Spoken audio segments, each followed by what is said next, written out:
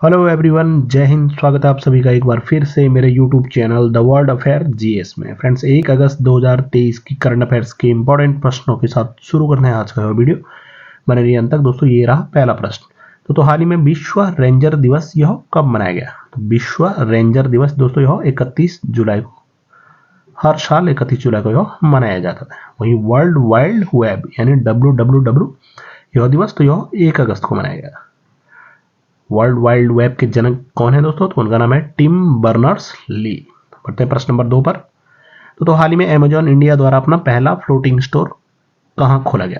तो Amazon India द्वारा दोस्तों अपना पहला फ्लोटिंग स्टोर यह खोला गया डल झील श्रीनगर में। दोस्तों डल झील श्रीनगर में ही आई हैव स्पेस प्रोग्राम के तहत दोस्तों अमेजॉन इंडिया ने वहां पर एक फ्लोटिंग स्टोर अभी खोला है। अमेजॉन के चेयरमैन कौन है दोस्तों? तो उनका नाम है जेफ बेजोस। वहीं प्रेसिडेंट और सीईओ कौन है अमेजॉन के? तो उनका नाम है एंडी जेसी।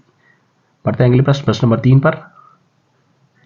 तो हाल ही में श्रीलंका एथलेटिक्स नेशनल चैंपियनशिप 2023 में भारत ने कुल कितने मेडल जीते? तो भारत द्वारा दोस्तों श्रीलंका एथलेटिक्स नेशनल चैंपियनशिप 2023 इसमें कुल 14 मेडल भारत देश द्वारा वहां पर जीते गए, जिसमें 9 गोल्ड, 4 सिल्वर और 1 ब्रॉन्ज मेडल भारत ने दोस्तों वहां पर जीता। श्रीलंका एथलेटिक्स नेशनल चैंपियनशिप 2023 यह प्रतियोगिता दोस्तों 28 जुलाई से और 30 जुलाई तक कोलंबो श्रीलंका में यह आयोजित की गई, जिसमें भारत के दोस्तों 13 एथलीटों ने इस प्रतियोगिता में पार्टिसिपेट किया और कुल मेडल कितने जीते गए? तो 14 मेडल।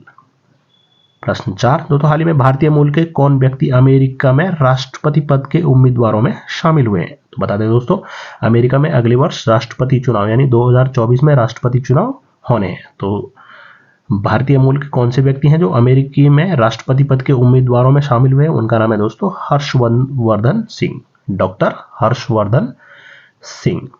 बता दें दोस्तों, हर्षवर्धन सिंह ने 22 जुलाई को ही रिपब्लिकन पार्टी से अपनी दावेदारी पेश की है।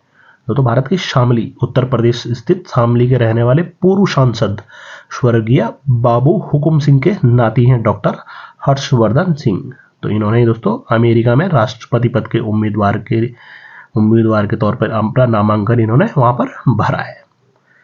प्रश्न नंबर 5। तो पुणे में 41वें लोकमान्य तिलक राष्ट्रीय पुरस्कार 2023 किसको प्रदान किया गया? बहुत ही महत्वपूर्ण। तो 41वां लोकमान्य तिलक राष्ट्रीय पुरस्कार 2023 यह दिया गया दोस्तों भारत के प्रधानमंत्री श्री नरेंद्र मोदी को। तो इस भारत के प्रधानमंत्री श्री नरेंद्र मोदी द्वारा दोस्तों इस अवार्ड की जो भी राशि है वह नमामि गंगे योजना को देने का उनके द्वारा ऐलान किया गया। लोकमान्य बाल गंगाधर तिलक, उनकी मृत्यु कब हुई थी? तो 1 अगस्त 1920 को ही। तो 1 अगस्त को ही दोस्तों 41वां लोकमान्य तिलक राष्ट्रीय पुरस्कार 2023 भारत के प्रधानमंत्री श्री नरेंद्र मोदी को यह दिया गया। तो स्वराज मेरा जन्मसिद्ध अधिकार है और मैं उसे लेकर रहूंगा, यह किसके द्वारा कहा गया था? तो लोकमान्य तिलक द्वारा ही।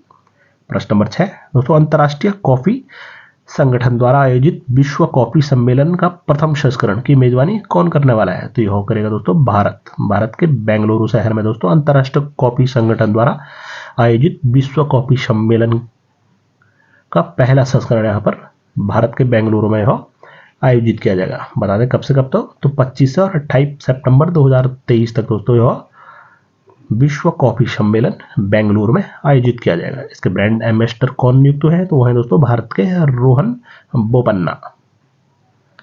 प्रश्न नंबर 7। तो हाल ही में किस राज्य में मुख्यमंत्री कमांड सेंटर और सीएम डैशबोर्ड को लॉन्च किया गया? तो मुख्यमंत्री कमांड सेंटर और सीएम डैशबोर्ड यह लॉन्च किया गया दोस्तों उत्तर प्रदेश राज्य में। उत्तर प्रदेश राज्य के चीफ मिनिस्टर कौन है? तो वह है दोस्तों योगी आदित्यनाथ। वहीं गवर्नर कौन है? तो उनका नाम है आनंदीबेन पटेल। दोस्तों इस मुख्यमंत्री कमांड सेंटर में 53 विभागों की परियोजनाओं को उसमें रजिस्टर्ड किया गया है। प्रश्न 8वां। तो हाल ही में IUCN द्वारा दक्षिण एशिया का पहला प्रजाति अस्तित्व केंद्र कहां खोला जाएगा? तो IUCN international union for conservation of nature द्वारा दक्षिण एशिया का पहला प्रजाति अस्तित्व केंद्र दोस्तों यह भारत में खोला जाएगा। बता दें दोस्तों यह दुनिया का 10वां प्रजाति अस्तित्व केंद्र होगा। वहीं दक्षिण एशिया का दोस्तों यह पहला प्रजाति अस्तित्व केंद्र जो कि भारत में खोला जाएगा।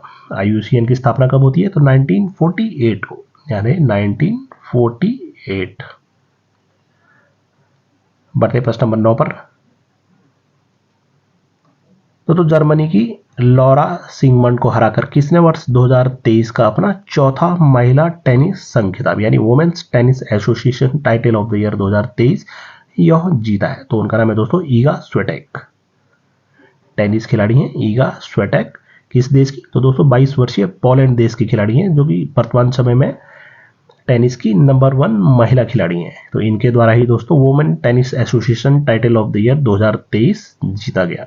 प्रश्न 10वां। तो हाल ही में किसने किसानों के लिए यूरिया गोल्ड लॉन्च किया है?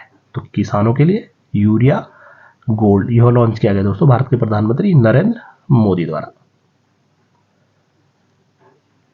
अगला प्रश्न, प्रश्न नंबर 11वां। दोस्तों हाल ही में भारतीय सेना ने किस राज्य में अमृत सरोवर का उद्घाटन किया? तो इंडियन आर्मी द्वारा दोस्तों अमृत सरोवर का उद्घाटन अरुणाचल प्रदेश राज्य में यह किया गया। बता दें दोस्तों अमृत सरोवर क्या इस परियोजना का उद्देश्य है? तो दोस्तों वर्षा के पानी की सुरक्षा सुनिश्चित करना ही अमृत सरोवर योजना का उद्देश्य है। तो भारतीय सेना द्वारा अमृत सरोवर यह उद्घाटन कहां पर? तो अरुणाचल प्रदेश राज्य में। अगले प्रश्न की ओर, प्रश्न नंबर 12वां।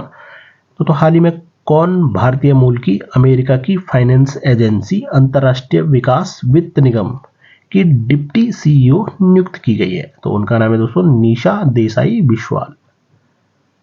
निशा देसाई बिस्वाल यह भारतीय मूल की दोस्तों यह महिला है। इनको ही अमेरिका की फाइनेंस एजेंसी अंतरराष्ट्रीय विकास वित्त निगम की यह डिप्टी CEO नियुक्त हुई है। तो आप नाम याद रखें निशा देसाई बिस्वाल।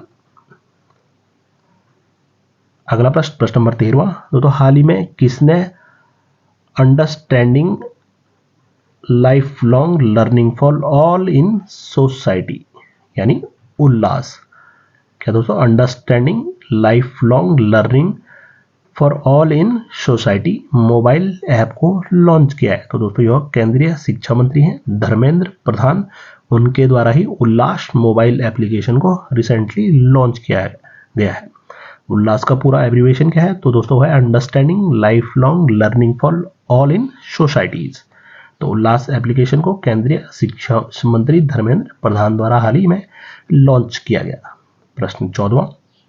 तो हाल ही में किसने EPIL के अध्यक्ष और MD के रूप में पदभार ग्रहण किया है?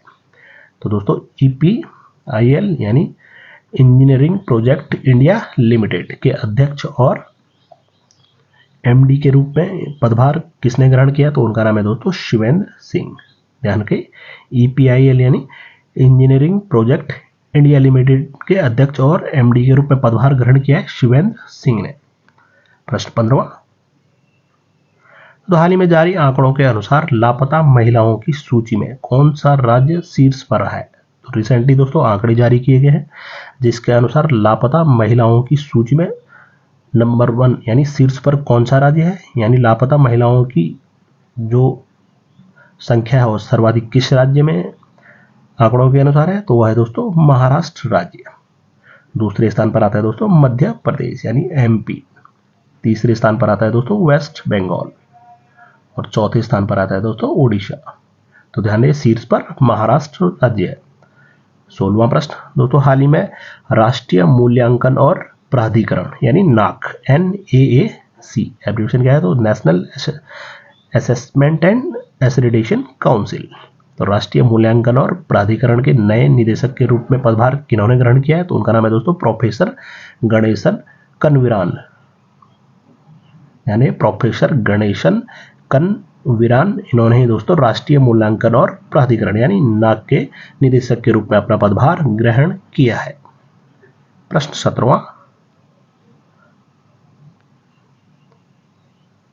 प्रश्न 17वां। दोस्तों हाल ही में किस राज्य सरकार की शहरी सेवाओं के विस्तार के लिए एशियाई डेवलपमेंट बैंक द्वारा $200 मिलियन के ऋण समझौते पर हस्ताक्षर किए गए हैं? तो वो कौन सी राज्य सरकार है जिन्होंने दोस्तों शहरी सेवाओं के विस्तार के लिए ADB यानी एशियन डेवलपमेंट बैंक के साथ $200 मिलियन के ऋण समझौते पर हस्ताक्षर किए हैं? तो वह है दोस्तों राजस्थान राज्य।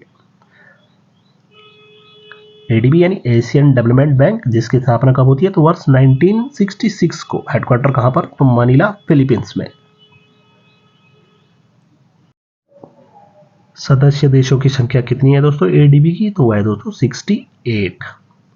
बढ़ते हैं अगले प्रश्न 18वें पर। दोस्तों हाल ही में भारत किस देश के साथ इनोवेशन प्लेटफॉर्म स्थापित करने जा रहा है? तो वो कौन सा देश है दोस्तों जिसके साथ भारत देश ने अभी इनोवेशन प्लेटफॉर्म स्थापित करने जा रहा है? तो वह देश है दोस्तों स्विट्जरलैंड।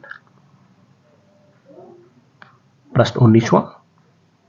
तो हाल ही में हुई ISSF जूनियर चैंपियनशिप 2023 में कौन सा देश शीर्ष पर रहा है? तो ISSF यानी इंटरनेशनल शूटिंग स्पोर्ट्स फेडरेशन, इस प्रतियोगिता में दोस्तों जूनियर चैंपियनशिप 2023 प्रतियोगिता में शीर्ष देश रहा है वो है चीन देश। बढ़ते हैं प्रश्न नंबर 20 और आज का अंतिम प्रश्न। दोस्तों हाल ही में अमेरिका ने किस देश के लिए $345 मिलियन के सैन्य सहायता पैकेज की घोषणा की है? तो अमेरिका देश ने किस देश के लिए $345 मिलियन के सैन्य सहायता पैकेज की घोषणा की है? तो वह है दोस्तों ताइवान देश।